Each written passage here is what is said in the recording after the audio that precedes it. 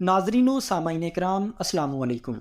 کراچی پاکستان کا سب سے بڑا شہر ہے اور جدید کراچی کی بنیاد 1729 میں کلہوڑا خاندان کے دور میں کولاچی جوگوٹ کی بستی کے طور پر رکھی گئی تھی۔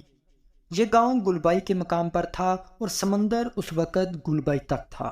سمندر کے ساتھ آبادی کی وجہ سے ماہی گیری ان کا پیشہ تھا۔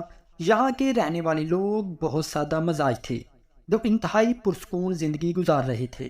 ایک دن اچانک کچھ ایسا ہوا کہ ان کی خوشیوں کو کسی کی نظر لگ گئی۔ ہوا کچھ یوں کہ سمندر میں ان کے ساحل کے قریب ایک بھنور آیا اور وہ بھنور یہاں کا حصہ بن گیا۔ لوگوں نے اس بھنور کو کلاچی جوکون کا نام دیا۔ اس بھنور نے پتہ نہیں کتنی کشتیاں ہضم کی۔ مشہور تھا کہ اس بھنور میں ایک مگرمچھ پھنسا ہوا تھا اور بھنور میں پھنسنے والے لوگ اس کا لقمہ اجل بنتے تھے۔ کراچی سے 60 میل دور ایک گاؤں سومیانی تھا جہاں ایک مچھیرا اپنے 7 جوان بیٹوں کے ساتھ رہتا تھا۔ اس کے 6 بیٹے تو مضبوط ساخت کے جوان تھے، لیکن 7واں بیٹا موڑو تھا جو سب سے زیادہ ذہین لیکن جسمانی طور پر معذور تھا۔ اسی لیے وہ اپنے بھائیوں کے ساتھ سمندر میں ماہی گیری کے لیے نہیں جا سکتا تھا۔ اس دوران وہ ساحل پر بیٹھ کر جال بنتا تھا۔ روزانہ یہ 6 بھائی کام پر صبح فجر سے نکلتے اور مغرب سے پہلے واپس لوٹتے تھے۔ معمول کے مطابق ایک دن یہ بھائی سمندر میں اپنے کام پر نکلے۔ اس دن موسم صحیح نہ ہونے کی وجہ سے موڑوں نے منع کیا کہ وہ آج کام پر نہ جائیں۔ چھوٹے بھائی کے منع کرنے کے باوجود بھی وہ کام پر چلے گئے۔ جب پورا دن گزر گیا تو وہ واپس نہ آئے۔ سمندر میں موجود دوسری کشتیوں سے پتہ چلا کہ ان بھائیوں کی کشتی سمندر میں موجود بھنور میں پھنس گئی ہے، جس سے پورا گاؤں افسردہ ہو گیا۔ موڑوں نے اسی وقت اس سفاک مگرمچھ کو مارنے کی ٹھان لی۔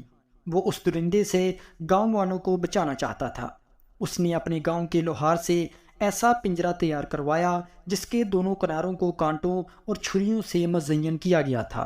وہ خود اس پنجرے میں بیٹھ گیا۔ مگرمچھ جیسے ہی موڑوں کو کھانے آیا تو وہ اس جال میں پھنس گیا۔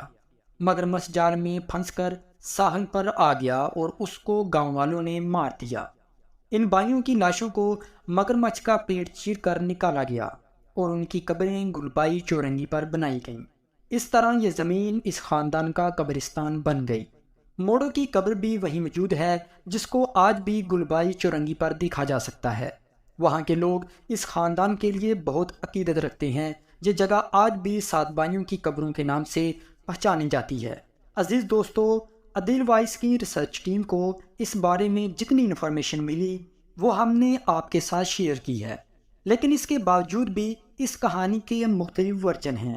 لیکن قبروں کو دیکھ کر اندازہ ہوتا ہے کہ کچھ نہ کچھ تو حقیقت ضرور ہے، چاہے وہ حقیقت رائے کے برابر ہی کیوں نہ ہو۔ ناظرین و سامعین کرام، آپ کو یہ ویڈیو کیسی لگی؟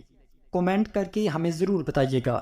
عدیل وائس کی ٹیم نہ صرف آپ کی کومنٹ پڑھتی ہے بلکہ آپ کے کومنٹ کا احترام بھی کرتی ہے۔ عزیز دوستو، اگر آپ چاہتے ہیں کہ ہم آپ کے لیے کوئی ویڈیو بنائیں تو ہمیں کومنٹ کر کے اپنا پسندیدہ ٹاپک ضرور بتائیے گا۔